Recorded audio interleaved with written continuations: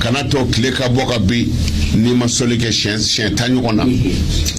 a man gɛlɛ o sallallahu alaihi wasallam o ye dɔ ye o salatul ibrahimuya o ye dɔ ye o allahumma salli ala sayyidina muhammadin as-sabiqu lil khaliqi nuruhu wa rahmatan lil alamin zuhuruhu o ye dɔ ye o b'a fɔ ne ma ko dutigi ka jiginɛ aha ni ye fajiri seli kana kuma manfɛ dɛ ni wurudi siɲɛ 200 o tile journée o ti bɔ ka bi fiyewu fɔ dɔ k'i sɔn Allahu Akbar dutigi o dutigi dumina kan i muso tɛna f'i ye fiyewu ko nasɔngɔ ko a di yan o y'a sɔrɔ a tɛ yen nka saratu ye n'i fajiri seli dɔrɔn a kɛ tellement faamu de o dama tɛ jugu n'a bɔra fan o fan fɛ ala bɛ bɔda d'i ma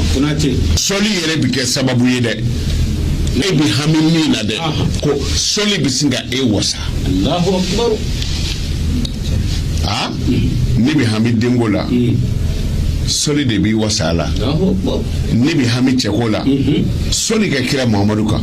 ne bi hami baarako la sɔli kɛra kira Muhamadu kan ne bi hami juru bi sara cogo di sɔli ka ala kira Muhamadu kan ko sɔli bi kɛ sababu ye dɛ ala bi e yɛrɛ de wasa i ka hami na Allahu Akbar o laɲini